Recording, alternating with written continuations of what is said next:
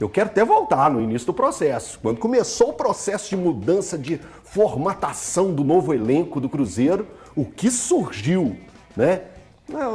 Tem até que explicar. Na danada das redes sociais era de gente assim, será que o Seabra vai ser capaz de pegar e cuidar desse elenco que está sendo formado pelo Cruzeiro? E está sendo muito capaz, extremamente capaz, sabendo utilizar na hora certa cada um dos nomes que o Cruzeiro colocou e sem mudar a forma do Cruzeiro jogar. O que é melhor ainda, muito melhor, é de ver que à medida que ele vai colocando as peças, você vai vendo a evolução do sistema, da qualidade do jogo e sem mudar muita coisa no que já era da equipe. Então, ou seja, os atletas estão sendo colocados na medida do que ele pensa e do que ele entende para que o Cruzeiro pede e está conseguindo tudo isso que está conseguindo. Gente, o Cruzeiro tem 8 jogos e 8 vitórias dentro do Mineirão.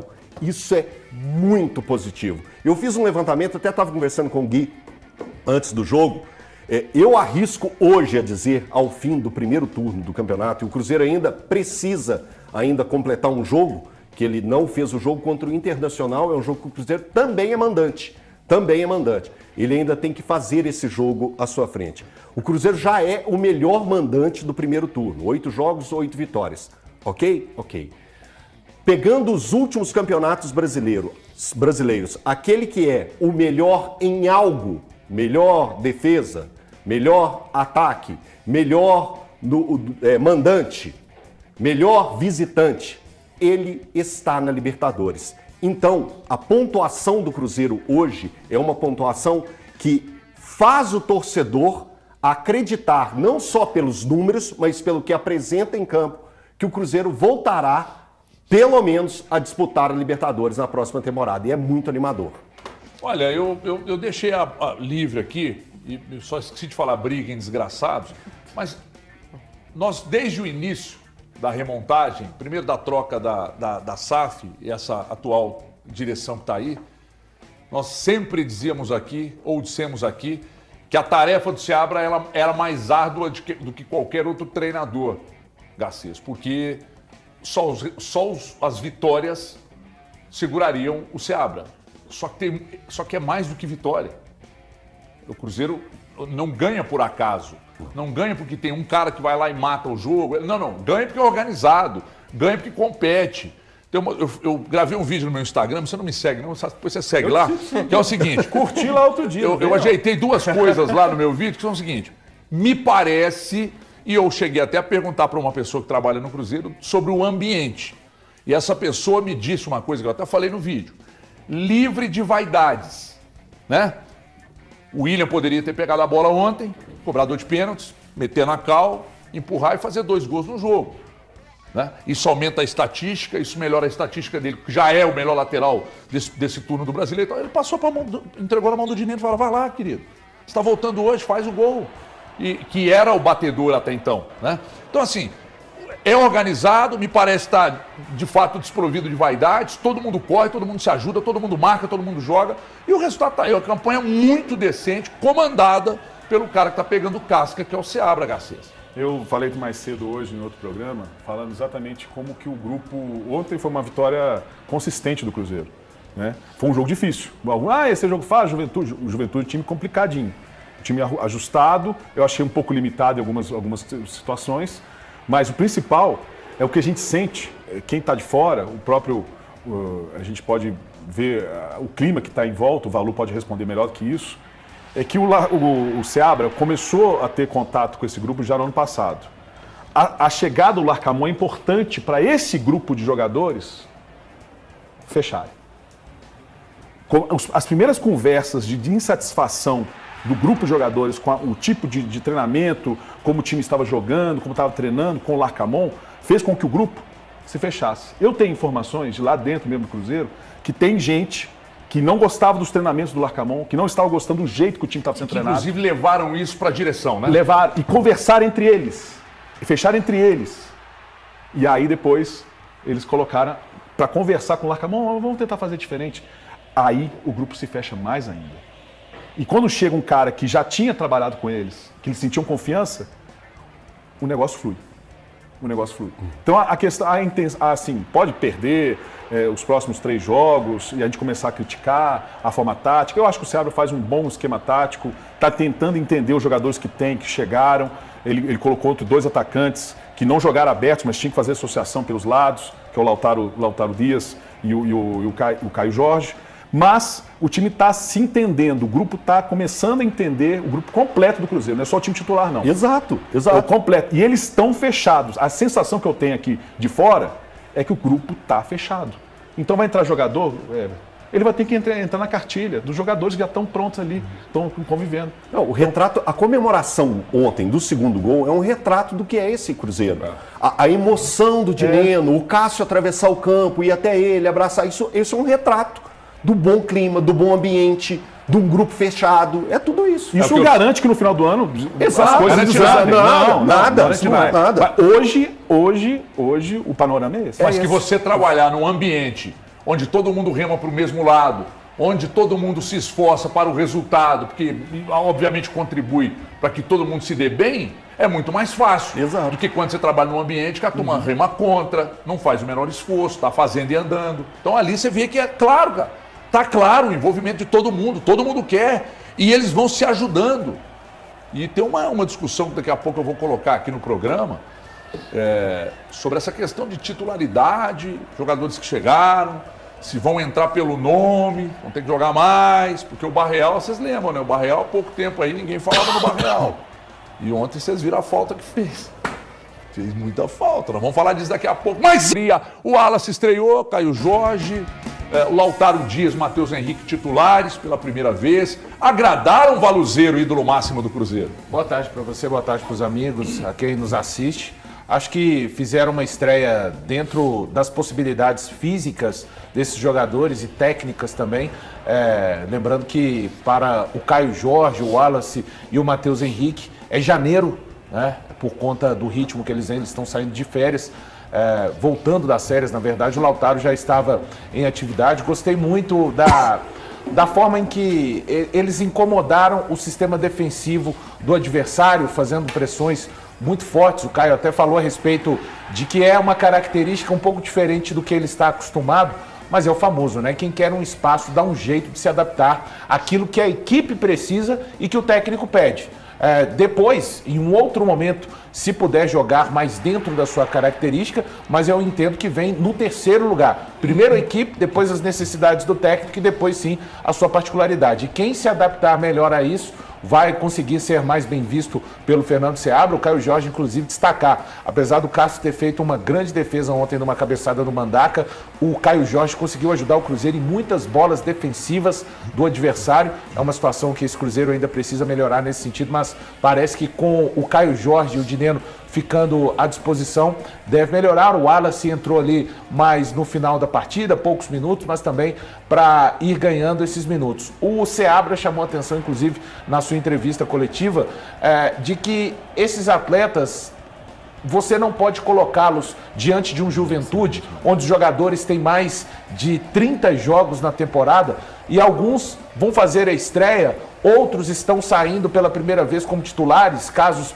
do Caio Jorge, do Lautaro e do próprio Matheus Henrique, mas que naturalmente esses jogadores vão chegar em um estágio, ninguém discute aqui tecnicamente o que eles podem oferecer. Aliás, o Matheus Henrique me surpreendeu positivamente ter conseguido terminar a partida durante os 90 minutos, e ele falou na zona mista, inclusive com o Samuel Venâncio, que ali por volta dos 25 minutos ele já estava cansado, mas é aquela coisa, né, do jogador rodado, experiente. Ele se portou de uma maneira que, se ele não conta isso na zona mista, eu não falaria que o Matheus Henrique terminou o jogo exausto, mas é exatamente por toda essa experiência. Acho que, falando um pouco da partida, um Cruzeiro que aos 50 minutos do segundo tempo estava pressionando o Juventude no seu próprio campo. Isso tem o trabalho do Seabra, isso tem o entendimento dos jogadores, todos estão comprando a ideia, e é muito bom ver o horizonte que se apresenta para o Cruzeiro, no sentido de que terminou o primeiro turno incompleto, com 18 jogos, com 10 vitórias,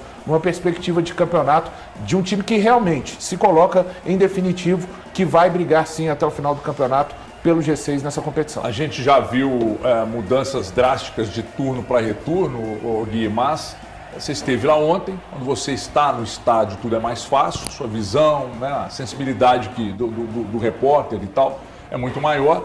Não me parece, porque o Cruzeiro na reta final do turno ele recebe reforços importantes, ou seja, além de receber reforços importantes, ele tem de volta os jogadores que estavam no DM, ou seja, tudo indica para que o retorno, que é sempre mais difícil do que o turno, mostre um Cruzeiro de fato brigando no G6, né, Gui? Boa tarde. Boa tarde, HG. Boa tarde aos colegas aqui. Boa tarde também ao telespectador. Pois é, eu não consigo ver hoje, HG, um Cruzeiro que vá realmente derrapar. A tendência, sim, é que o Cruzeiro não mantenha 100% de aproveitamento em casa.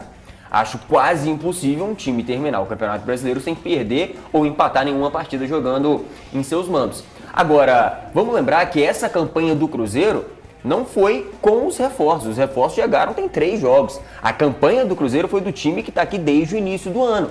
E aí quando você reforça um time que já vem bem, a tendência é que só melhore. Claro, pode acontecer diferente. Pode ser que não dê certo, pode ser que alguns jogadores não encaixem, pode ser que tenham lesões nesse meio de caminho, pode ser que o Cruzeiro tenha uma queda de rendimento. Enfim, futebol brasileiro é incerto. Futebol em si é incerto. Muita coisa pode acontecer. Mas hoje, o que a gente tem de impressão é que o Cruzeiro ele vai seguir pelo menos na mesma toada. O Elton falou no seu comentário inicial que sempre quem é melhor em alguma coisa acaba brigando, pelo menos, por vaga na Libertadores. Melhor mandante, visitante e tal. O Cruzeiro hoje é o melhor mandante do Campeonato Brasileiro. E a tendência, pelo menos para o segundo turno, é que isso se mantenha numericamente falando. O Cruzeiro ele pode ter virtualmente aí até 35 pontos nesse primeiro turno. Tem 32, tem ainda uma partida contra o Internacional que foi adiada, ainda não tem data para acontecer. Mas vamos supor que o Cruzeiro tem aí 32 pontos, que perca essa partida para o Internacional. Se o Cruzeiro faz 28 pontos no segundo turno, o Cruzeiro tem 60 pontos. E 28 é pior do que a sua campanha atualmente. Você perde um jogo em casa aqui, você derrapa aqui, você empata outro ali, você perde um jogo que você já esperava que você perderia. Então, assim, é um Cruzeiro que vai empolgando o seu torcedor e com razão. O torcedor do Cruzeiro, nesse ano especificamente, de 2024, tem todo o direito e tem toda a razão do mundo de sonhar, de querer alguma coisa a mais nesse Campeonato Brasileiro. Quem sabe, por que não? A gente fala de G6, quem sabe não um G4? Enfim. Mas o que eu penso do Cruzeiro é G4. O comentário que eu fiz inicial aqui não foi pensando em G6. Hoje eu vejo o Cruzeiro brigando pelo G4. E não é absurdo nenhum. Os números estão aí, o rendimento está aí. O Cruzeiro joga e encara qualquer adversário normalmente, como sempre foi. Não existe mais aquele, o Cruzeiro jogar ali para pegar uma bolinha vadia. Não existe. O Cruzeiro joga o que sempre foi o normal de um grande clube jogar.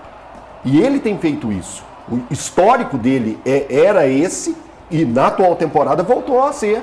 E a gente vê isso claramente. Eu de verdade, Gui, eu entendo. Você pegar e fazer toda a análise pensando em G6, e é importante, o Valu também destacou isso pelo G6, mas hoje eu vejo o Cruzeiro G4. O futebol que vem apresentando, o trabalho que vem sendo feito, e volto a reafirmar aqui, o trabalho do Fernando Seabra é o melhor no Campeonato Brasileiro. Eu não tenho medo nenhum de falar isso. Eu acho que a forma que o campeonato tem se apresentado e vai ser realmente muito cruel para os times que querem alcançar esse objetivo. Se você se mantiver na briga pelo G6, automaticamente você não vai estar distante do G4. Exato. Me parece que o hiato ali vai ser muito pequeno do G6 para o G4, mas é importante.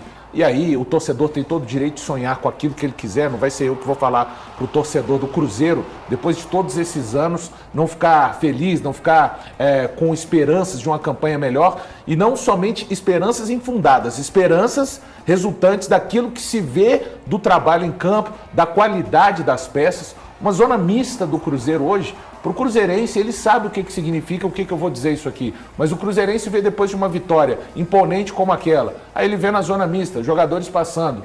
Matheus Pereira, Matheus Henrique, Wallace, William, Cássio, João Marcelo, o Kaique, enfim, todos os atletas. William, Kaique. Sim, todos esses jogadores passando por ali e jogadores que estão jogando muito bem. Então, eu acho, a minha perspectiva é de luta pelo G6. se conseguir ali alcançar o G4, porque ou o terceiro colocado, enfim, e se o Cruzeiro em algum momento eu achar que olha, o Cruzeiro entrou na disputa, eu não vou me furtar de falar isso, mas eu acho que o campeonato ainda que se apresenta para o Cruzeiro é esse de G6. Ele conseguiu chegar à quinta colocação. Só fazer um último destaque. Que jornada do Juan Dineno. Que jornada incrível do Juan Dineno. Jogador que foi operado dia 29 de maio. Perspectiva de recuperação para o final de agosto. Consegue retornar 30 dias antes do previsto. E ontem faz aquele gol. E ele vai abraçar os médicos do Cruzeiro. Então o Cruzeiro hoje voltou a ser uma instituição organizada e respeitada, onde todos os setores funcionam. Desde o campo até as áreas de saúde, até as áreas onde tem funcionários no dia a dia que recebem os seus salários, né? Coisa que é básica, coisa que é natural para qualquer instituição que funciona bem, e isso tudo acaba refletindo dentro de campo, né? As vitórias não acabam vindo por acaso. Eu vou fazer uma pergunta agora, vocês respondem daqui a pouco, viu, Garcês? Vou começar com você. Vale para os 4. Vocês estão convictos de que o Caio Jorge será titular e que o Wallace indiscutivelmente será titular? Eu estou perguntando se vocês estão convictos. Não vai começar a fazer contorcionismo, não. É sim ou não e por quê? Porque eu tenho... eu perguntei aqui, daqui a pouco eu vou dar sequência, mas rapidamente aqui, começa com você, Garcês. Você está convicto de que Caio Jorge, Wallace e até o Marlon, todos serão titulares absolutos? Não tenho essa convicção. Eu acho que o Wallace vem para fazer quando enfrentar um adversário que tem um porte físico mais, né, bem jogadores robustos ali no meio de campo, o Wallace vai ser importante para isso. Se tiver uma bola aérea, vai ser importante para isso. Ele não é um jogador de movimentação como é o Perrito Romero. E tá jogando, hein? E tá jogando bem. Porque ele movimenta mais que o Wallace. O Caio Jorge, eu gostei da movimentação do Caio Jorge ontem. Algumas pessoas criticaram ele, mas eu gostei da movimentação. Se esforçou, como o próprio Valu lembrou aqui, fechou a marcação aqui do lado direito. Eu acho um jogador interessante, mas ainda não vejo como titular. O Wallace também não. E o Marlon, eu acho que vai ter que correr muito para recuperar, né? O que o Caio está jogando. Que esse moleque tá jogando, é muita bola. Tem uma coisa que me parece... Ele abusa, ele vai para cima. Tem uma coisa que me parece que há por parte do Seabra. Ele respeita a hierarquia. Né? Só que tem um detalhe. E respeita o campo também. No jogo antes, não sei que jogo foi, que eu disse, até eu falei aqui no programa, inclusive, que os melhores dele precisavam jogar. Não põe no banco e espera acontecer o pior, não. Põe pra jogar, e se o cara sentir com quanto que o Matheus Henrique falou que sentiu com quantos minutos, Valor? 25. 25. Com 25 do segundo tempo ele já cansou. Mas então eu lembro qual jogo que foi esse. Jogado uns minutos. Sim. É melhor que você saque do que você deixar no banco, toma um gol do adversário, corre lá pra resolver e tal. Então, e aí ele me parece que ele respeita a hierarquia, mas ele tá entendendo que os melhores precisam jogar. Mas o Romero, por exemplo, não tá com queda. Como é que você saca o Romero do time? Hoje, repito, pelo estágio físico até do Wallace, para mim não há uma disputa pela posição. Porque não é justo nem com o Wallace a gente falar. Exatamente. Isso. O Wallace, ele não tem condições. Porque você pode prejudicar o Wallace. Porque a gente sabe o potencial que ele tem, o combo que ele veio, a gente sabe. A gente conhece o Wallace, não é de agora, é de tempos. Então a gente sabe qual é a capacidade dele. Aí ele chega pra gente com todo esse combo. E fisicamente ele não está pronto para entregar esse combo. Sim. E aí, quem está sendo prejudicado? O Cruzeiro e o Wallace. Agora, aí você pega, desculpa, Valor. Não, fica à vontade. Aí você pega o Romero, tudo que ele está jogando. Gente, ontem a capacidade dele de recuperação é de prestar atenção, de você pegar e focar assim, ó, deixa eu só acompanhar o Romero. Você fica encantado com o que ele é capaz de fazer. A construção, esse também, Romero que voltou, é muito melhor do que o Romero que saiu. Mas a recuperação de bola, que é e é sem falta. Isso. Eu não estou falando que ele está sendo caiceiro e dando lenhada, não. Ele está recuperando a bola e fazendo o Cruzeiro jogar. O Lucas Silva jogou mais bola ontem. Jogou? Exato. Jogou. Então tudo isso entra nesse combo. A importância da sombra. Isso. A importância da sombra. Passando para o ataque, eu digo mais. Hoje, o Cruzeiro não tem um ataque titular. Isso é ótimo para o Seabra. Concordo. E para a turma que falava o seguinte, o Seabra, ele é paneleiro, né? A famosa gíria. Tá, como é que vocês vão explicar então? O Marlon, um dos líderes desse elenco, hoje é banco. E ele simplesmente tirou o ataque que foi titular nos últimos jogos. E sem a desculpa de que o Veron está machucado, porque se o Veron tivesse condições, informação, ele teria feito o mesmo ataque que ele fez ontem. Então ele também, ouvindo o campo nesse sentido, acho que vai ser uma das disputas mais intensas. As disputas mais intensas serão ataque e meio campo. Hoje o Cruzeiro, para mim, não tem um titular no ataque. E aí é ótimo para todo mundo. Você vê, o Dineno ficou desde abril sem jogar. Volta ontem, participa, porque o pênalti é um lance de pênalti, mas criado por ele, né? Então, realmente estão em abertas essas disputas pelo Cruzeiro e acho que o Seabra é quem ganha com isso. Na coletiva ele explicou, quando ele foi falar inclusive do Dineno, naquela sequência ali, ele explicou, né, Gui, sobre essa questão dele... Ser um jogador aplicado. Do Dineno ser um jogador aplicado, da importância da volta dele. Daqui a pouco o Rafa Silva é mais um que chega e vai ser muito importante com um time ajustado, com a força que tem, quanto é competitivo pode se ajeitar, mas também dele mudar o time de jogo para jogo. Sim. E de hoje ele ter condição de fazer isso, porque o elenco é muito robusto, cara. Sim. Ele quer colocar um ataque mais rápido, ele quer colocar um atacante de referência, ele tem. O meio-campo dele, ele tem um banco muito reforçado, o meio-campo titular dele é muito bom. As laterais dele, com exceção da direita, né? Mas os 3 laterais que ele tem, de William, que tá voando, com o Marlon e o Kaique do lado esquerdo, a defesa consistente, a beça. Olha o quanto o Zé Rivaldo cresceu, cara. Olha o quanto o Zé Rivaldo evoluiu. E o João Marcelo é sacanagem que tá jogando. Pois é, uma coisa que me chamou muita atenção ontem na coletiva do Seabra foi ele dizer que, mesmo com o Dineno fora, ele ainda pedia para ver os vídeos de estudo dos jogadores adversários, se tivesse... mesmo se ele não fosse jogar. Isso é absurdo. Isso para mim mostra o quanto o jogador está comprometido. E eu concordo em gênero, número e grau com o que o Valu falou. O Cruzeiro hoje ele não tem um ataque titular e isso para o Cruzeiro é maravilhoso. Ontem, até os 35 minutos do primeiro tempo, eu comentei com um amigo que estava do meu lado, o Mike, o Mike Costa, que aquele jogo de ontem... Vulgo Neres. Ele pode ser o Neres, o CJ, enfim, é parecido com todo mundo, Mike. Mas aquele jogo de ontem que o Cruzeiro explorava muito o jogo aéreo, era um jogo perfeito pro Dineno. Porque ele tem mais força física e é melhor do que o Caio Jorge no jogo aéreo. Agora, no jogo em que o Cruzeiro vai precisar se defender um pouco mais, sair no contra-ataque, velocidade, o Caio Jorge. O Cruzeiro hoje ele não tem um ataque titular, isso porque os jogadores de ataque do Cruzeiro têm qualidades, características completamente diferentes. Se você quer ter mais mobilidade, Caio Jorge, Rafa Silva, centroavante, Dineno. Se você quer ter um homem de referência, o Dineno. Tem opções pelas laterais, Arthur Gomes, o Lautaro, o Veron, enfim. Hoje o Seabra ele tem um leque de opções nesse setor ofensivo que muitos times do Campeonato Brasileiro hoje não têm.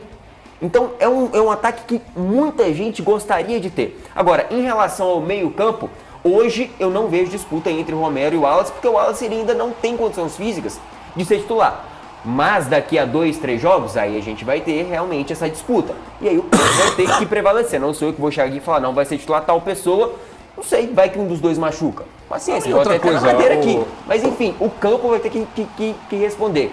E o lado bom é que o Seabra tem mostrado que o campo fala e ele escuta. Isso pro torcedor é maravilhoso. Os zagueiros e volantes, o rodízio é muito grande. Muito. Né? Você tem jogadores que tomam muitos cartões e sempre estão fora. Pois é. Então você tem... o rodízio é muito pesado. Então todo mundo vai jogar. Todo mundo vai jogar. E isso para o Seabra é melhor, né, Seabra? Você já conseguia fazer um bom trabalho sem ter o elenco que você tem. Imagina agora com o elenco que tem.